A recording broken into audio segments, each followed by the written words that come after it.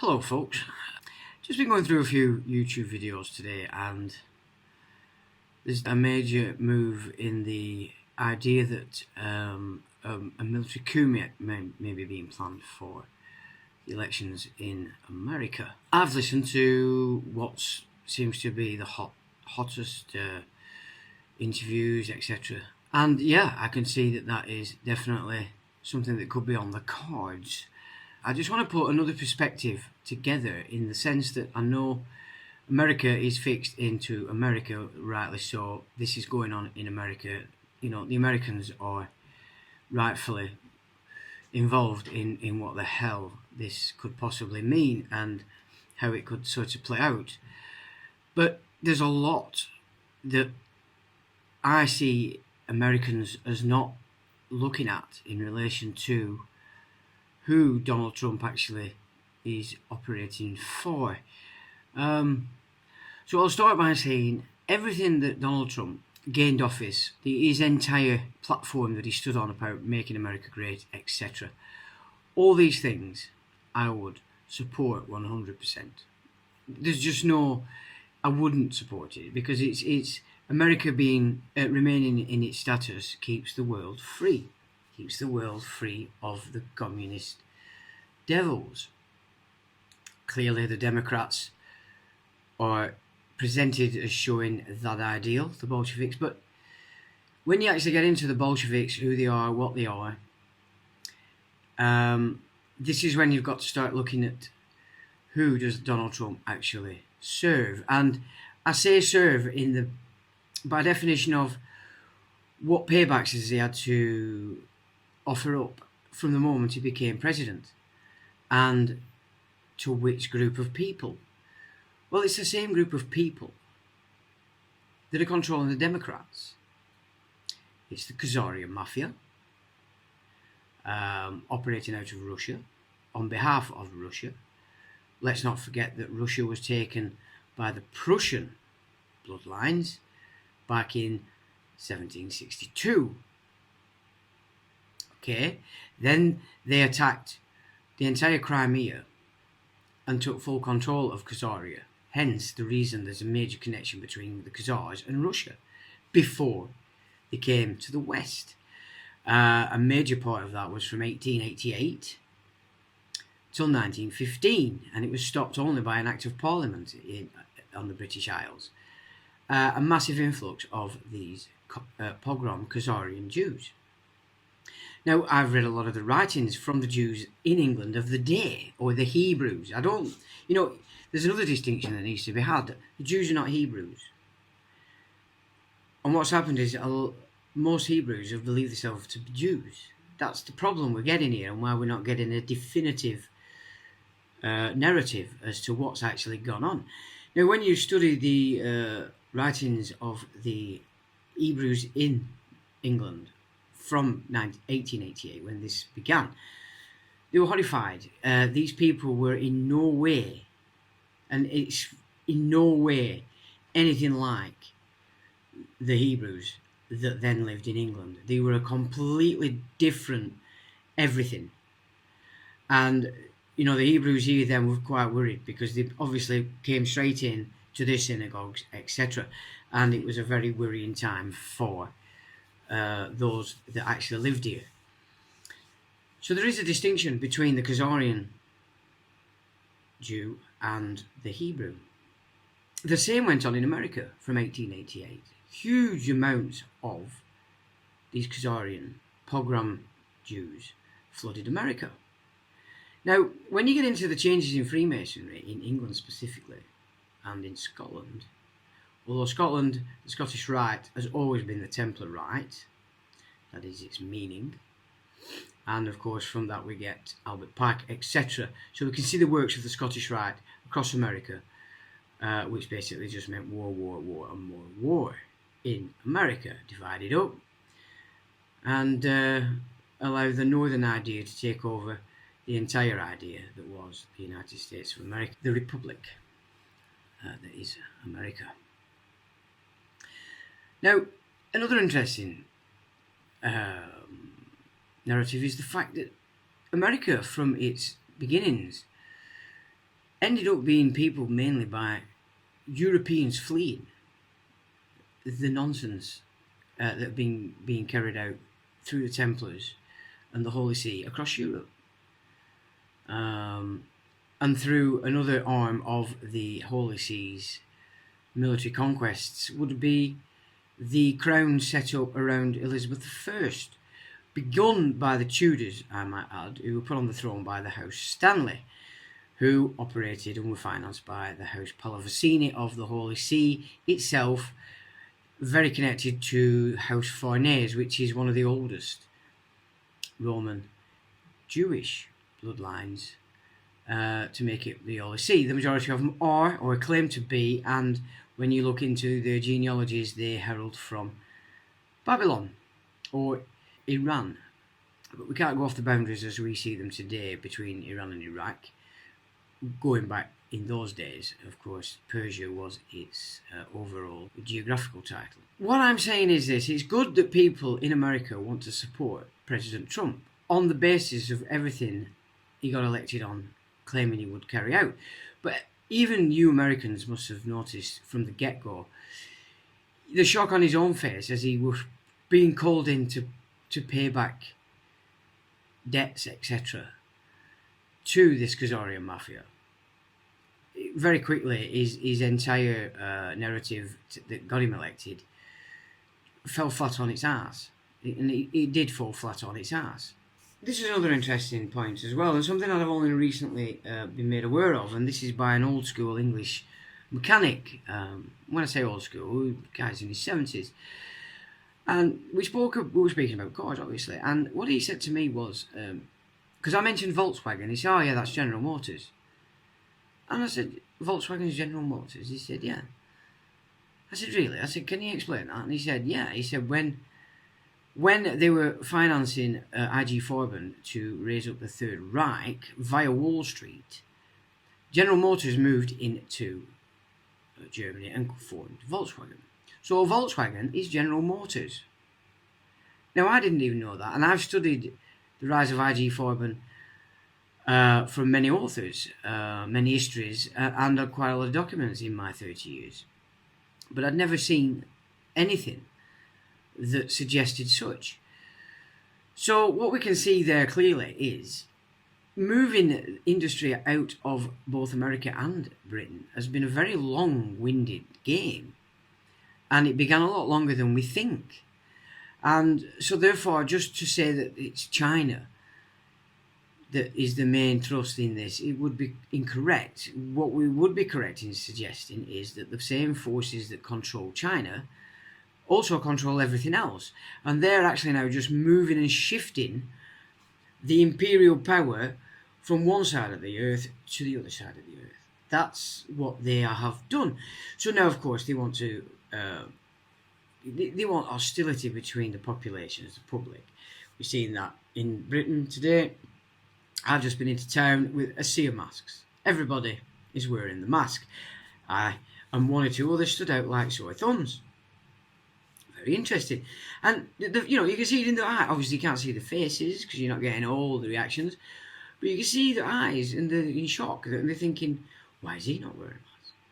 So you can see that now is going to start moving forward. So what I'm saying is it's all the suggestibility that comes through the TV that blinds you to only see one part of a full mechanic. When it comes to President Trump, and as I said, I would be in full support of everything that he gained office saying he was going to carry out. Everything. Nothing that I wouldn't. I am in full support of the American Constitution, as I am the Constitution in the nation that I live within, the British Isles. That's what needs to be upheld. And at any point that is not being upheld, you have to see it. You have to look at it, not ignore it because you don't want to see it. Now, you look at the Abraham Accord that's just taken place. He's basically handed the keys to Israel, or Netanyahu in particular, who is being classed as the war messiah. That looks very, very, very much like handing all the sovereign power of the United States to Israel. And that, my friends, has been done by Donald Trump, while you only see one side of a character's actions because that's all you're getting thrust down your necks from all forms of media, mainstream, Hollywood, etc. And then in the political debates as well, it's still spinning the same arguments to keep you fixed there. Now, you've got to start to see what under this administration in this last 4 years has been going on in the Middle East, specifically in the handing over of everything from America into Israel, because that is as important as following what God's being done for your nation. You know, I can't fault you on this at all, but what I'm trying to say is do not be blind to the larger picture of what's actually really going on. So much so, for the last full term. I mean, I'll go back.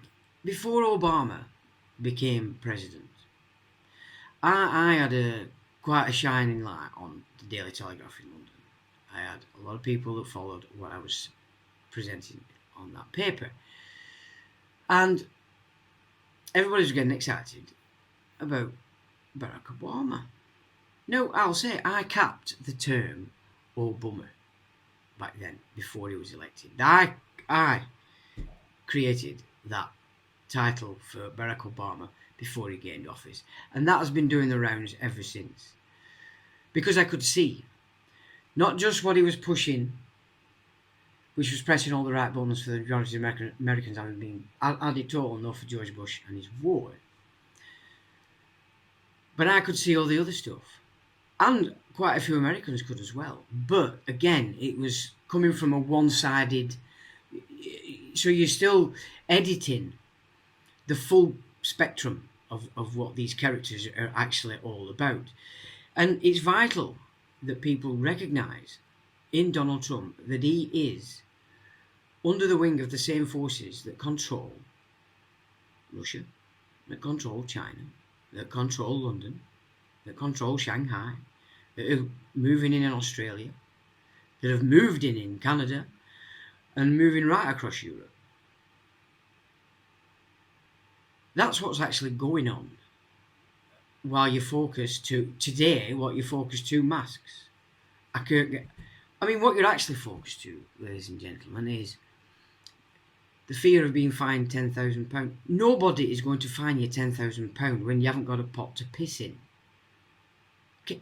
Jeremy Corbyn's brother, alright? You know, I haven't really took much notice apart from reading the headlines each time he raises his ugly fat face. But let me be frank about this. Nobody gets fined £10,000 for protesting until Jeremy Corbyn's brother did, setting the scene. If you can't see that that's the left and the right playing the same game, and because you're only focused to whichever side you sort of character you affiliate with, you're not seeing the full spectrum. So you're not then seeing that this whole thing is just a play to confuse you. Because the script is already written. Now, I've said for the entire term that Trump has to come in for a second term to emancipate or to carry out the agenda afforded to King Cyrus, where he released the captive Jews, 60,000 of them, to go and rebuild a temple for King Cyrus in Israel, in Jerusalem, Palestine as it was. Donald Trump has been being minted, these coins minted with Trump as King Cyrus. So you can see there clearly that connects you to the fact that the priesthood in Israel sees Donald Trump as the emancipator of their creed. Not because I'm telling you that's what the rabbis are saying, that's why they've minted the coin. Okay, so yes, keep your eyes on Making America Great and anything he has done in America during his time so far. But don't fool yourself that what he's doing over in Israel supports what he's saying and doing in your America. Because he doesn't. He's saying Make America Great to you while handing the entire machine over here.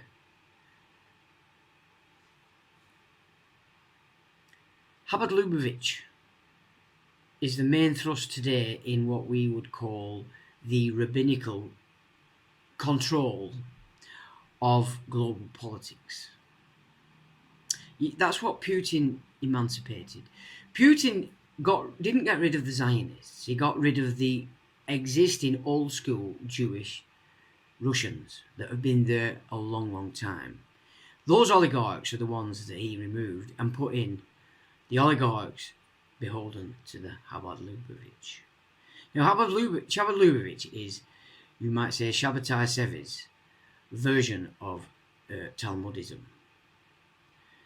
So they're the ones and the force behind the No-High platform, which is what every president since Reagan has signed every year as an absolute aim of the United States of America. We're now at a time where they are going to crash this old Christian system in order that they can shove it and all the titles that you are being dealt with by commerce in the entire Western world. That's Americans, that's British, that's French, Dutch, Swedes, Danes. Those titles, which were administered by the Vatican, are about to be handed to this No-High platform in Israel, along with the United States of America.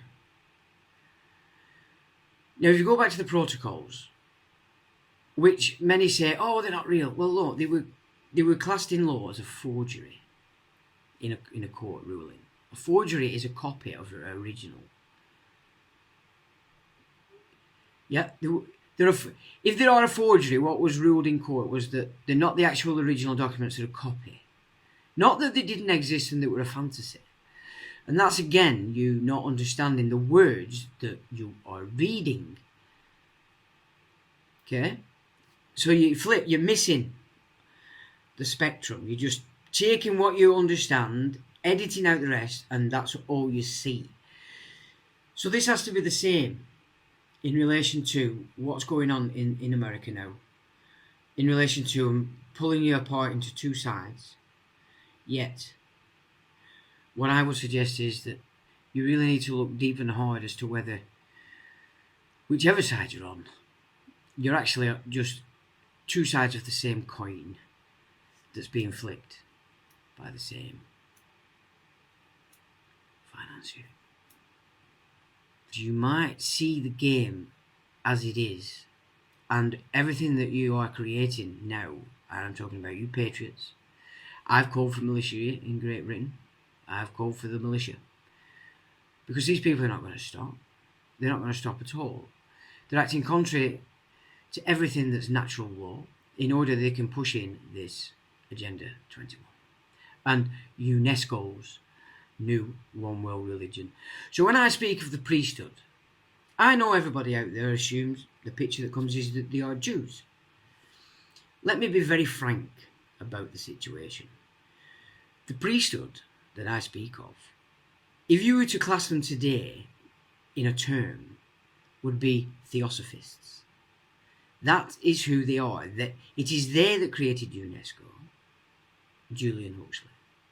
It is their vision that they want to implement into this world, over the top of all religions. That's Christianity, that is the Hebrew tradition, it's Islam, it's Buddhism, it's Hinduism, everything as to go for this theosophical, satanic religion. And one of the main protagonists in this, as lovely as you all believe him to be, is David Icke. David Icke channels. That's what he does. He channels the masters. So if you are casting away what exists in the West to replace it with another, is there any other character that's performed that role better than David Icke? He has torn asunder every single law, rule, religious belief, everything that we held dear as nations and kept us together as nations, has he uprooted and told you it's piffle, that it's shit, it's meaningless, and it's crap.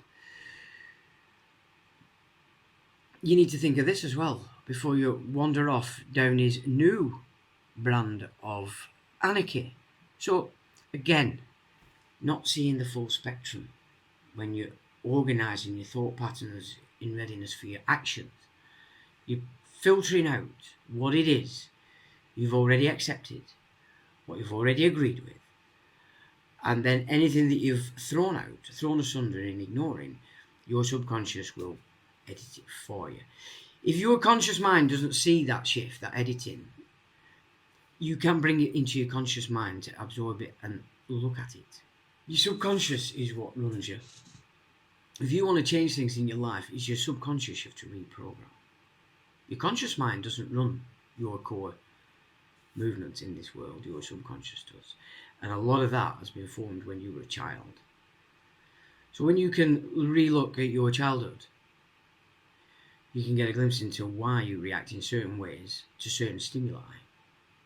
But understand that it's not a conscious thing that has to be changed. That's just your day-to-day, minute-to-minute, second-by-second movement mirroring the subconscious. But it's the subconscious that you have to retrain. You have to shift its accepted moves, its accepted reactions to stimuli, if you want to move forward with this. And a big part of that is allowing yourself, in fact, forcing yourself to see the full spectrum of dialectic before you. So that's just a word of caution to my American brothers. That is, what you are supporting is the idea of Donald Trump. And let's be honest, there's nothing that comes close to what Donald Trump gained your vote on anywhere else in the world. I mean, you look at the British monkeys, the chimps. It's as though they have shifted the entire nation back into primary school. All I'm seeing when I'm out there on the streets is cowardice. Absolute cowardice. Ignorance on a scale I couldn't have ever imagined.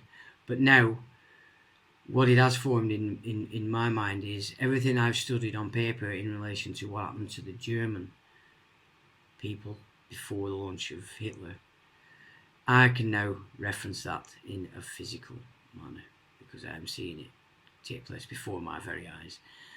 And of course, the Nazis used rallies, supreme satanic rituals incorporating colour, time, even set to the movement of the planets, total satanic ritualistic behaviour, theosophical theosophists, same force. So I'm saying for you Americans, it's running both the Democratic camp and unfortunately from the get-go, those are the people that Trump owes all that he's owed. And in Britain, just a parliament full of chimpanzees that can't even lie properly. However, the degree and fall of the population in my old British Isles, it does work. I can't believe the world I am living in. So, till the next time.